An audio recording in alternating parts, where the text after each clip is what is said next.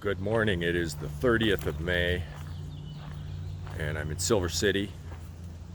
And in fact, I'm in the ditch. I think that's the bridge I was on yesterday evening. Did a little bit of walking around town so far.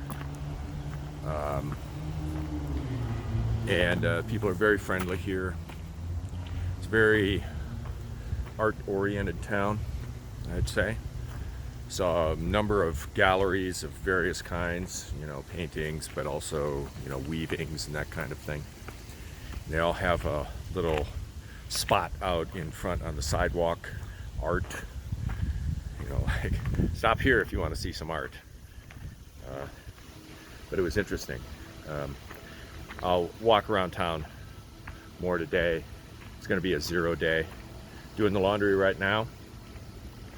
And I have some suggestions from some people who have watched some of these videos, and they're good suggestions on things I should cover, especially on a 0 day. So anyway, I'll show you a little bit of Silver City, other than the ditch, as the day goes on.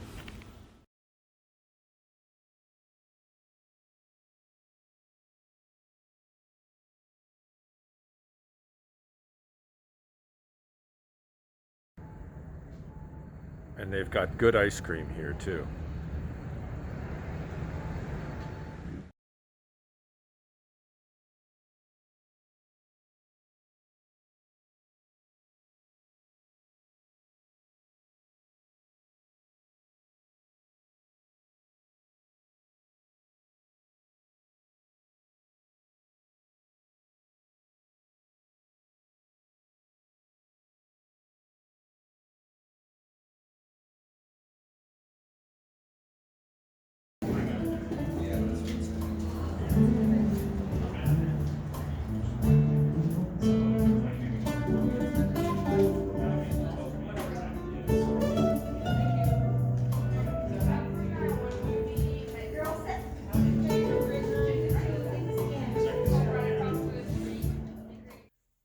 Well, a couple people have asked about my gear and specifically how it's changed from the AT to the CDT. Generally speaking, I don't do much in the way of comprehensive gear reviews, but that probably is a good suggestion for the people who have been following me. So I'll talk a little bit about clothes very briefly. So I have brought out for the CDT this short sleeve shirt, which is very loose. On the AT, I was using a short sleeve wool, merino wool shirt that I hiked in much of the time. During the day when I can, and it's not too sunny, I've been wearing this Aloha shirt that I got when I lived in Hawaii. It's made out of silk, and so it's been okay. I'll talk a little bit about some of the other clothing that I have also taken. Going down the line here, I have a wider brim hat due to the sun here in New Mexico, bringing a pair of sunglasses, which I normally don't bring on the AT on the long green tunnel. I have a different buff, a Continental Divide Trail buff that I wear as a neck gaiter. And due to weight considerations, and especially here in New Mexico where not expecting heavy rain, this is a very lightweight rain jacket from Z-Packs. This is their Vertice. It weighs half of the weight of a more robust rain jacket. I may swap this out once I get to Colorado. We'll have to see.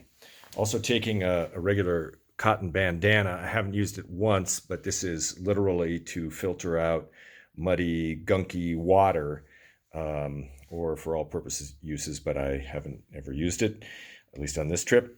I'm carrying sun gloves to avoid sunburn on the hands as I'm hiking, and have a lightweight pair of shorts, which I normally don't wear on the AT, something like this. I've worn this a couple times. And last of all, I have bought some gaiters for the New Mexico dust. I typically am not a gaiter person, but maybe they help a little bit. So I've also upgraded my electronics from what I was using on the AT. My backup battery is a 20,000 milliamp hour Anchor backup battery. Maybe overkill. In retrospect, I probably should have come out with two 10,000 milliamp hour backup batteries, just in case one has a problem that weighs slightly more than the 20,000 I have here, which was the deciding factor. But yeah, everything is relying now on one thing, not getting destroyed in the cold or getting broken. On the AT, I never had to carry some chargers in my backpack. Well, now I have two. This one is for my phone. It's a fast charger, and this is also a fast charger for the backup battery.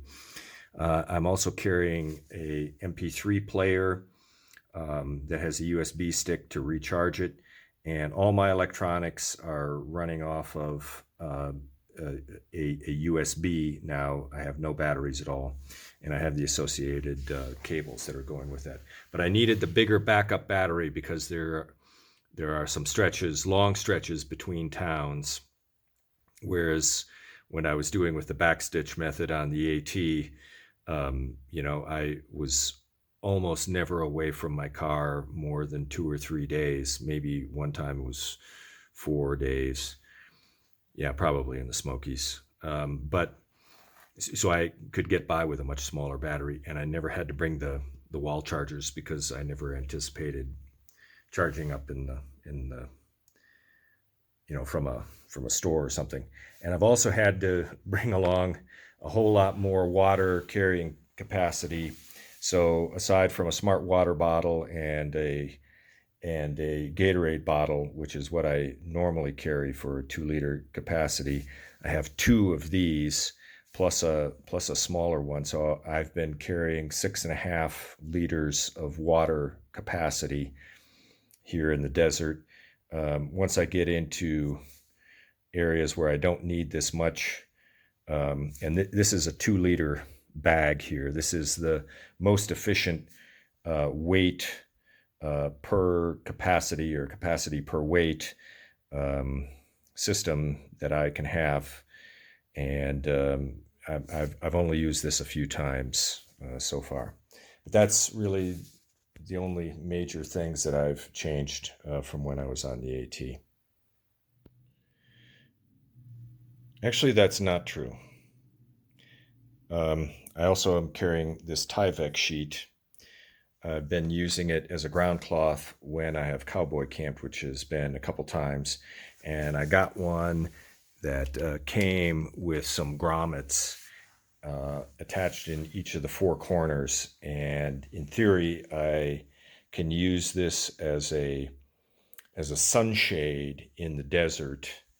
I haven't ever used it in that regard, but my thinking was I could use it on a hot day if I wanted to take a siesta during the hottest hours, and if I could find 2 trees or some way to string it up with a ridge line, that I would have something completely opaque between me and the sun, if I wanted to take a break for a couple hours.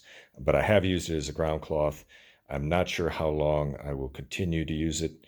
Probably at least through the San Juans, I should think.